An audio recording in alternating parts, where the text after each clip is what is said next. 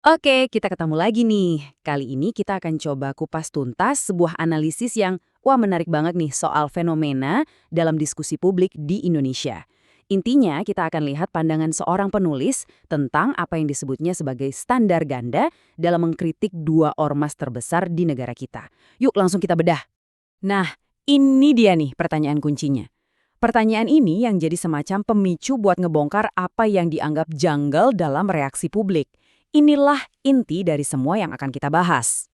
Oke, kita mulai dari bagian pertama, fenomena suara sumbang. Di sini kita bakal lihat pengamatan si penulis soal pola reaksi yang menurut dia tuh udah gampang banget ditebak dan selalu ribut. Jadi intinya begini, menurut si penulis ada semacam pola yang terjadi otomatis. Begitu ada pengumuman kader NU dapat jabatan strategis, entah itu di pemerintahan atau BUMN, langsung deh muncul serbuan tuduhan. Biasanya narasinya seputar politik praktis atau cap sebagai pemburu jabatan. Dan disinilah kontrasnya terasa banget. Keributan tadi itu, katanya, beda jauh suasananya. Jadi hening kalau yang dapat posisi serupa itu kader dari Muhammadiyah. Si penulis bahkan pakai istilah amnesia selektif akut. Perbedaan reaksi yang tajam banget ini yang jadi dasar argumennya. Oke, sekarang kita lanjut ke bagian kedua buat lihat perbandingan langsungnya.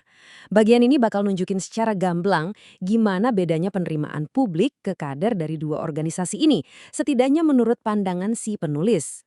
Nah, slide ini benar-benar merangkum seluruh argumen si penulis. Lihat deh, di satu sisi, waktu kader NU yang diangkat, narasi yang dibangun itu negatif, politik transaksional, independensi organisasi dipertanyakan. Tapi, di sisi lain, waktu kader Muhammadiyah yang dapat posisi, reaksinya cenderung diam, atau malah dianggap sebagai bentuk pengabdian. Jelas banget kan kontrasnya di sini?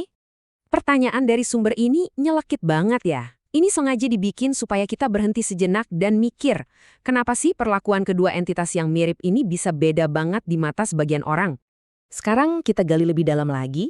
Di bagian ketiga ini kita bakal coba cari tahu, menurut si penulis, kenapa sih standar ganda ini bisa ada? Apa sebetulnya yang jadi pendorong di balik narasi yang beda-beda ini? Wah, ini klaim yang kuat banget dari penulisnya. Dia bilang, reaksi negatif ini tuh bukan sesuatu yang spontan, tapi seolah-olah udah ada cetakannya, ada template-nya yang siap dipakai kapanpun ada momennya.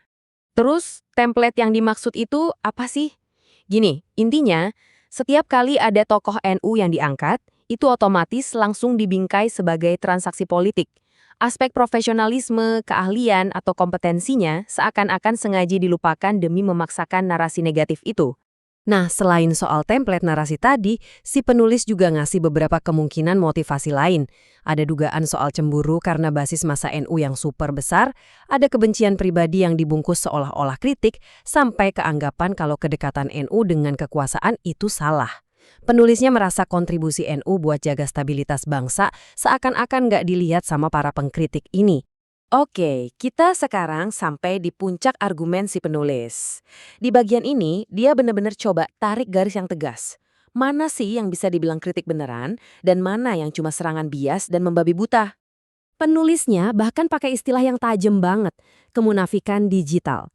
Ini maksudnya buat nyindir sikap para kritikus yang menurut dia cuma galak dan berisik pas mengkritik satu pihak, dalam hal ini NU.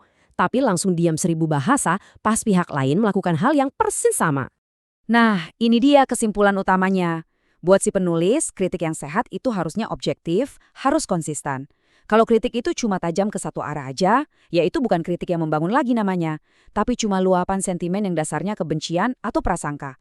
Di bagian terakhir, kita lihat gimana penulis menutup analisisnya. Ini bukan cuma kritik, tapi juga sebuah ajakan untuk berubah, ajakan untuk konsisten, dan ajakan untuk jujur secara intelektual.